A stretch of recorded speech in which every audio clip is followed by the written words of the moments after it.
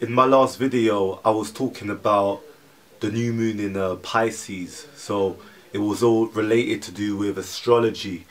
And for this video, I just wanted to expand more about the astrology that we actually dwell into. You know, many people don't know astrology, and they only see astrology as just the star signs, like your Pisces or your Capricorn and you're a Virgo. These are only normal and natural signs, which we would call the sun signs or the star signs, the position where the sun was at the time of your birth. But when we expand astrology to its higher nature, we look at the psychological responses in the behaviors of an individual to see where they inherited that thought pattern, where they lived or processed that feeling, that emotion. That is all dwelled upon the astrology of the psychological aspect. Now, in this manner, we look more so towards the Western astrology to detail the psychological response and mental behaviors in the mental mind. So when we deal with Western astrology, it actually gives you that psychological response to your behavior. However, the Vedic is more so a philosophy of the Indians' astrology, which takes you back to ancient Egypt. Now, with Vedic astrology, you learn about the soul's journey, the specific of a person's life, karmas, which is related to the soul's journey. And you know, the ascendant sign will also correlate to being the true nature of the person, how one ascends into the world. Whereas when we look at modern astrology, we look at the sun being you know, the self, the ego. Really, that's what it is.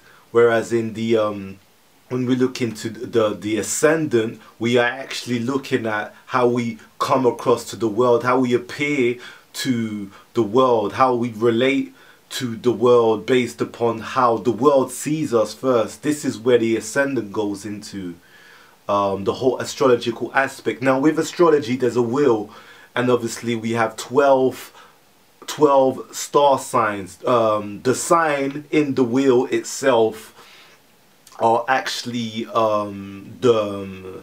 you could say the behavior, the how it's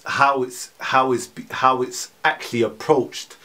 The planets are the players. The planets give you the response, how you play in relation to the sign. So the sign is you know, the character, the characteristic, the clothing, but the planet is the player. So this is how we kind of interrelate with it. In astrology, that's how we kick in to explaining what it is a person is like by looking at which planet is in which sign. A planet in each sign has a different resonance, so you were only knowing your star sign at the time you was born when you look at basic astrology, which is what you read in the newspapers. Now, when we go deeper into the aspect of astrology, we look at the planets, like I said, and then we look at the aspects, the angles to the relationship to what's happening. Now, dwelling a bit deeper, now I've just touched upon the psychological and I've touched upon the soul resonance. Now I'm touching on the esoteric behaviors in a person. The esoteric behaviors we look in a person, we have to look at the aspect of communicating with the planets and with the signs degrees. Now, a lot of astrologers only deal with the psychological response, which is fair enough, because this is the level that we are as a collective. I mean, until we evolve, we can start communicating with those higher energies. So the higher aspects actually talks about the degrees. Each degree in a sign is ruled by a being. So a being is ruled by each degree. So like when we look at, for example, the sign of Virgo. Virgo has 30 degrees. Each sign has 30 degrees, which actually give you the feeling of the type of person that is. So 29 degrees, for example, is unfinished business. Like you could have your sun birth Aries, for example, your star sign being Aries, and 29 degrees is unfinished business. 1 degree would be new beginnings, and in the middle will give you the average of where you know, the balance, the equilibrium between that. Now, in esoteric astrology, you can actually contact beings from other you know, well, should not say constellation, but I would say more so, yes, the constellation, but more so the planetary position. You can actually contact a being which is related to that sign. So each sign has a characteristic and the behavior of a certain being which under controls that sign. That is only one aspect of astrology. When we dwell into the deeper aspect of esoteric, you know, you can also contact the magical beings from the planetary energies. So, you know, and once an initiate becomes initiated into that school of thought, he can then obviously contact them, but that shouldn't be done until one has mastered all 4 elements. Now, when we look at psychological astrology, mastering the 4 elements is the main important aspect. When we look at the psychological astrology, obviously each sign is governed by an element, and that is what we're looking at. We're looking at mastering the elements within the soul. The soul itself is in a journey to mastering itself, so then it knows how to deal with the surrounding that it's in. By balancing the elements within him, within her, he is able, or she is able, to then move on to higher levels. But first one has to master the initiation into the elements. So the elements is important. Once the elements are then mastered, we can then move on, proceed to the higher levels of mentalism. Now, this is all based upon Hermetic approach, or the laws of the Kabbalion, Tehuti, whatever you want to call it. So when we work towards that, then we actually proceed to another state of mind that can take many years to actually move to that higher realm of astrology on the esoteric level. So you know, for students willing and wanting to expand their minds to transform the inner cause of the soul, I would first would like to introduce you to you know, Franz Barden, you know, initiation into Hermetics.